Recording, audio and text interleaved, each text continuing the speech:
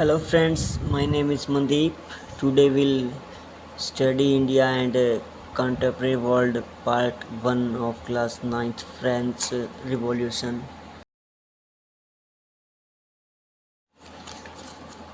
कि भारत और समकालीन विश्व का भाग 1 कक्षा 9वीं का फर्स्ट चैप्टर। फ्रांसीसी क्रांति। 14 जुलाई 1789 की सुबह पेरिस नगर में आतंक का माहौल था। सम्राट ने सेना को शहर में घुसने का आदेश दे दिया था। अफवाह थी कि वह सेना गोलियां चलाने का आदेश देने वाला है। लगभग 7,000 मर्द तथा औरतें टाउन हॉल के सामने एकत्र हुए। उन्होंने एक जनसेवा का गठन करने का निर्णय किया। हथियारों की खोज में वे बहुत से सरकारी भवनों में जबरन प्रवेश कर गए। अंततः सैकड़ों लोगों का एक समूह पेरिस नगर के पूर्वी भाग की ओर चल पड़ा था।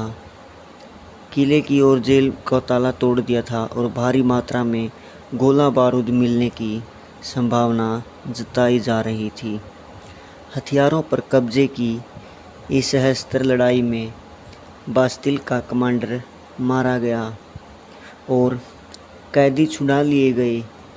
यद्यपि उनकी संख्या केवल 7 थी।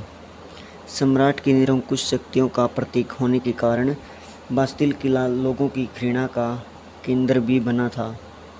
इसलिए किले को ढा दिया गया। उसके अवशेष बाजार में उन लोगों को बेच दिए गए जो इस ध्वंस को बतौर स्मृति चिन्ह संयोजना चाहते थे। इस घटना के बाद कई दिनों तक पेरिस तथा देश के देहाती क्षेत्रों में कई और संघर्ष हुए। अधिकांश जनता पावरोटी की महंगी कीमतों पर विरोध करती रही। बाद में इस दौर का सिंहावलोकन करते हुए इतिहासकारों ने इसे एक लंबे घटनाक्रम की एक ऐसी शुरुआती कड़ियों के रूप में देखा जा कि फ्रांस घटनाक्रम की ऐसी शुरुआती कड़ी के रूप में फ्रांस के सम्राट और फांसी दिए जाने के। हालांकि उस समय अधिकांश लोग को ऐसे नतीजे की उम्मीद नहीं थी।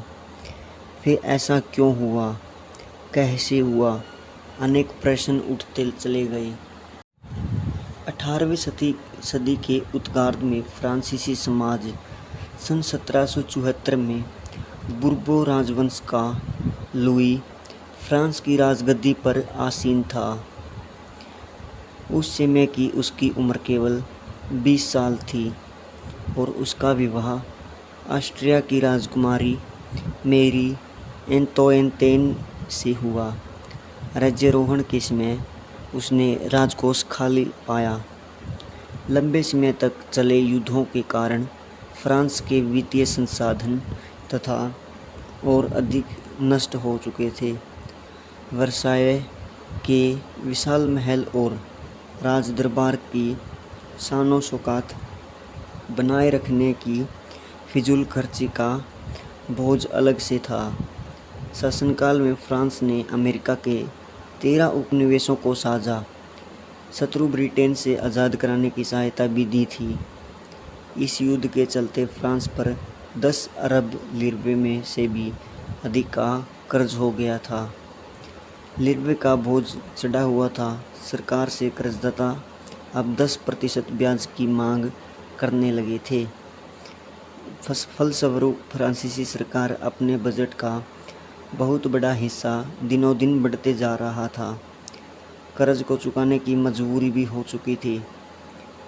अपने नियमित खर्चों से जैसे सेना के रखरखाव, राज दरबार, सरकारी कार्यालयों तथा विश्वविद्यालयों को चलाने के लिए फ्रांसीसी सरकार के करों में विरोधी के कारण बाध्य हो गई, पर यह कदम भी नाकाम था। 18वीं सदी में फ्रांसीसी समाज 3 एस्टेट्स में बांटा गया था। वह तीसरे स्टेट के लोग जनसाधारण ही कर अदा करते थे।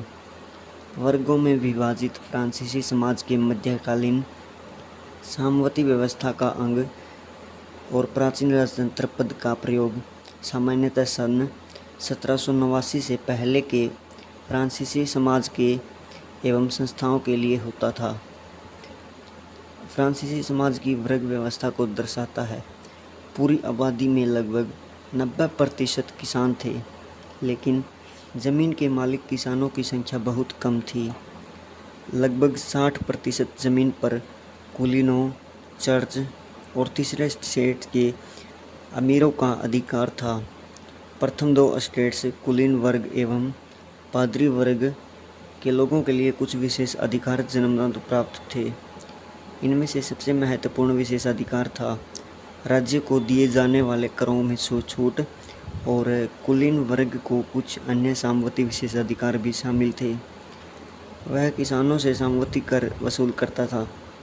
किसान अपने स्वामी की सेवा में हमेशा घर के खेतों और काम का करना, सैन्य सेवाएं देना अथवा सड़कों के निर्माण में सहयोग देना आदि काम के लिए वह बाध्य थे। चर्च भी किसानों से करों का एक हिस्सा टाइड धार्मिक कर के रूप में वसूलता था। ऊपर से तीसरे स्टेट्स के तमाम लोगों को सरकार को तो कर चुकाना था। वह इन करों ने टाइल प्रत्यक्ष कर अधिक रोजाना उपभोक्ताओं की वस्तुओं पर लगाया था। इस प्रकार राज्य के वित्तीय कामकाज का सारा बोझ करों के माध्यम से जनता वहन करती थी।